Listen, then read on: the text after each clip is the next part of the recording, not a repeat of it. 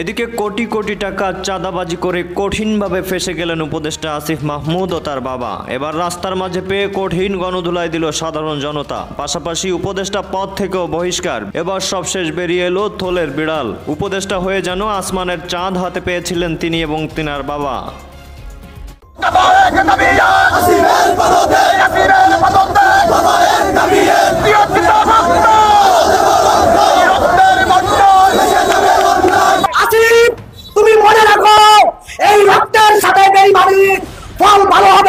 দর্শক যে যেখানে আছেন আশা করি ভালো আছেন। এই মুহূর্তে পাওয়ার সব থেকে বড় ব্রেকিং নিউজ, সেটা হলো আসিফ মাহমুদকে কঠিনভাবে গণধোলাই দিয়েছে তার নিজের গ্রামের মানুষ। পাশাপাশি এক দফার ঘোষণা দিয়েছে তার নিজের এলাকার মানুষ। দর্শক, আসিফ মাহমুদ যেদিন থেকে উপদেষ্টা পদ গ্রহণ করেছে তার পরদিন থেকেই তার বাবা এবং সে নিজে গ্রামবাসীদের উপর যে অত্যাচার করেছে তা বাংলা ভিশনের একটি প্রতিবেদনে উঠে এসেছে। দর্শক, খুবই করুণ কাহিনী ঘটে গেছে। আপনারা না দেখলে বুঝবেন না আসলে কি ঘটেছে। দর্শক, এরই মধ্যে ডক্টর ইউনূসের গদি নাড়িয়ে দিয়েছে কুমিল্লাবাসী এবং কি হতে চলেছে আপনারা দেখবেন। বেশি কথা বাড়াবো না, চলুন বিস্তারিত দেখে আসা যাক। আশা করি সঙ্গেই থাকবেন।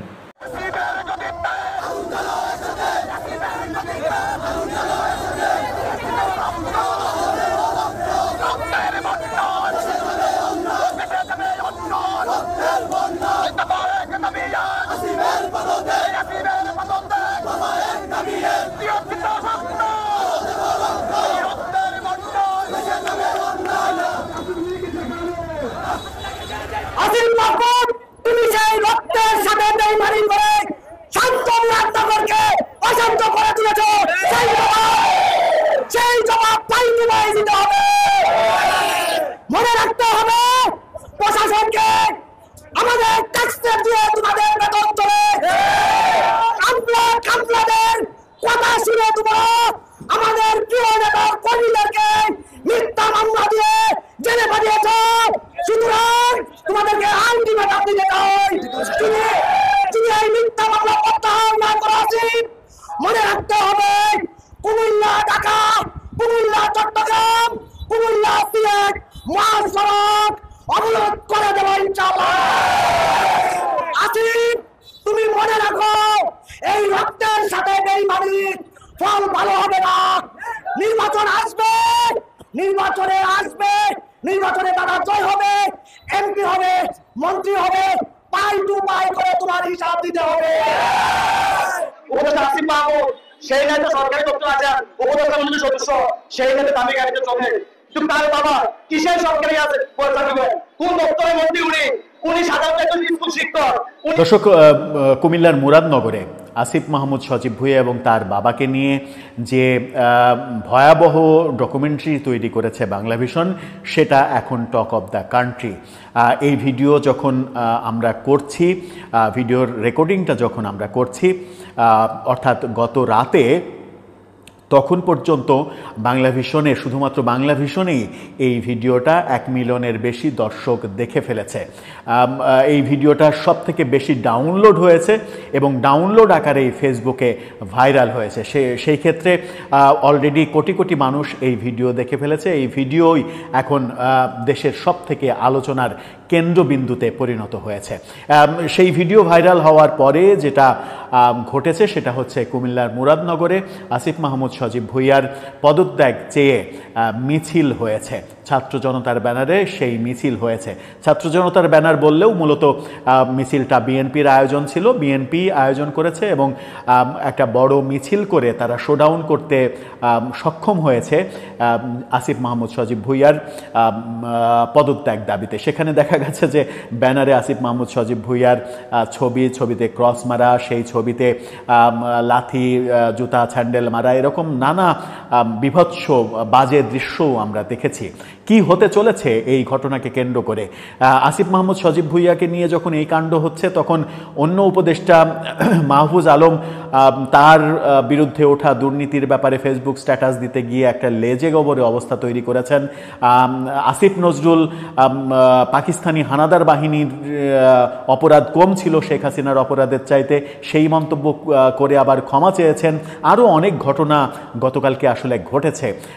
এই ঘটনাগুলোর আপডেট নিয়েই আলোচনা করবে এই ভিডিওতে। থাকবেন পলিটিক্স টিভির নিয়মিত আয়োজনে।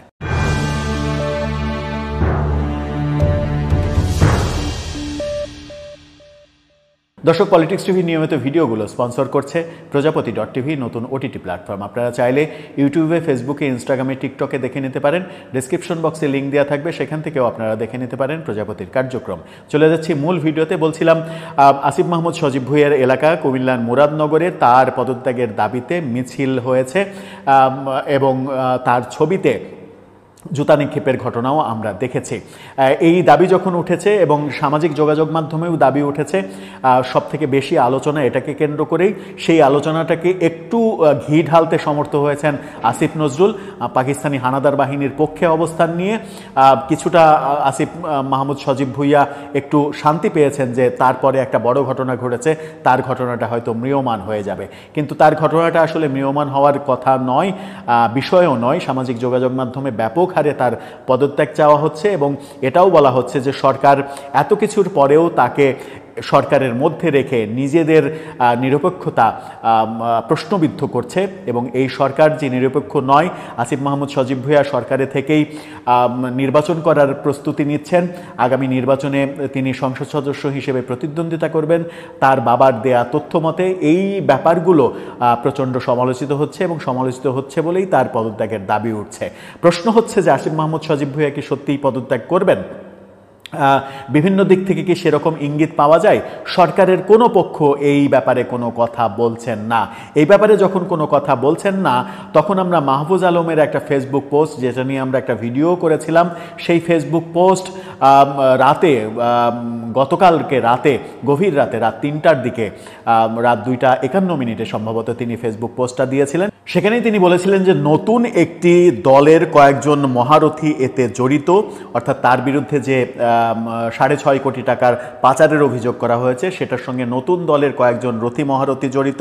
সবই প্রকাশ পাবে। একটা সার্কেলে সবাই যখন দুর্নীতিগ্রস্ত, কিন্তু একজন কোনো টাকা ধরছেন না, এটা কার সহ্য হবে? এই কথাটা তিনি 2-3 বার লিখেছিলেন। এই পোস্টটা পরবর্তীতে তিনি আবার এডিট করেছেন এবং এডিট করে যেটা করেছেন সেটা হচ্ছে যে নতুন একটি রাজনৈতিক দলের কথার জায়গায় নতুন কয়েকটি রাজনৈতিক দলের রথী মহারথী এভাবে চেঞ্জ করেছেন।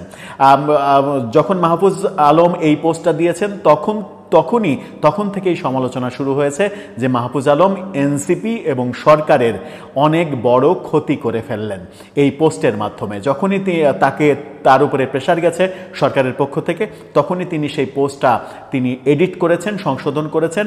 নতুন একটি রাজনৈতিক দলের জায়গায় কয়েকটি রাজনৈতিক দলের রথী মহারথীরা এভাবে লিখেছেন এবং একই সার্কেলের সবাই যখন দুর্নীতিগ্রস্ত, এই বাক্যটা তিনি ফেলে দিয়েছেন।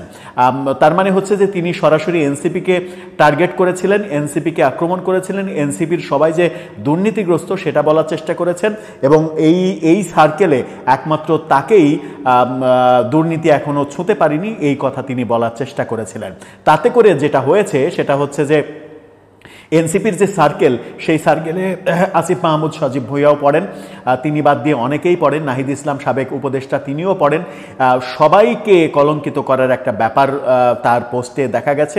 সেখান থেকেই আলোচনা উঠেছে যে তিনি সরকার এবং এনসিপি দুই পক্ষকেই বিপদের মধ্যে ঠেলে দিলেন কিনা। আসিফের কারণে সরকার বিতর্কিত হচ্ছে, এটা যেমন সত্য, আবার মাহফুজ আলমের এই স্ট্যাটাসের কারণে সরকার এবং এনসিপি দুই পক্ষই বিতর্কের মুখে পড়েছে, এটাও সত্য। এই ঘটনা যখন আমরা দেখছি তখন আসিফ নজরুলের ইউটার্ন দেখেছি। তিনি পাকিস্তানি হানাদার বাহিনীও এত খারাপ ছিল না যত খারাপ শেখ হাসিনার আমলে কর্মকাণ্ড হয়েছে, এরকম মন্তব্য করে তীব্র রোষানলে যখন পড়েছেন তখন তিনি দুঃখ প্রকাশ করেছেন এবং সেখানেও আবার কারণ দর্শিয়েছেন, দুই পক্ষকে তুলনা করেছেন, সেটাও এক ধরনের ধৃষ্টতা এবং তিনি কিন্তু ক্ষমা চাননি। এই যে ব্যাপার, এই ব্যাপারগুলো যে সরকারকে নানাভাবে বিব্রত করছে, সরকারের বিব্রত হওয়ার কারণ তৈরি করছে।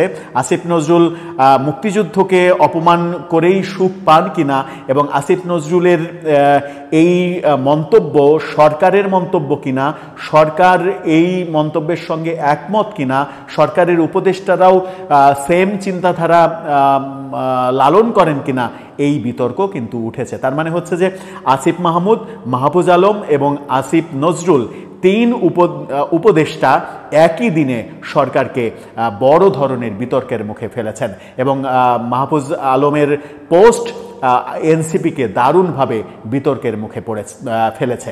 সব মিলিয়ে আমার মনে হয় যে তাদের মধ্যে সমন্বয়ের প্রচণ্ড অভাব তৈরি হয়েছে, তাদের মধ্যে স্বার্থের দ্বন্দ্ব তৈরি হয়েছে এবং তাদের মূল চেহারাটা, বিশেষ করে আসিফ নজরুলের এই পাকিস্তান হানাদার বাহিনী প্রীতি একটা সিগন্যাল দেয় যে তারা আদতে কোন পথে চলতে চাইছে। মুক্তিযুদ্ধকে নানাভাবে খাটো করা, মুক্তিযুদ্ধের ইতিহাসটাকে খাটো করা, বঙ্গবন্ধুকে কবর রচনা করা, মুজিববাদের কবর রচনা করা, ৭২-এর সংবিধান ছুঁড়ে ফেলা, বঙ্গবন্ধুর মুরাল ভেঙে গুড়িয়ে দেয়া, মুক্তিযুদ্ধের বিভিন্ন মুরাল বিভিন্ন জায়গায় ভেঙে ফেলা, ঢেকে দেয়া, এই কাজগুলো যখন ৫ আগস্টের পরে হয়েছে তখন থেকেই নানাভাবে প্রশ্ন উঠছিল যে এই সরকার সাম্প্রদায়িক শক্তির দ্বারা প্রভাবিত সরকার কিনা। আসিফ নজরুলের এই মন্তব্য নতুন করে সেই ধারণাটাকে উস্কে দিয়েছে, যেটা সরকারকে বিতর্কের মুখে ফেলেছে। সব মিলিয়ে আমার মনে হয় যে ৩ উপদেষ্টার কর্মকাণ্ড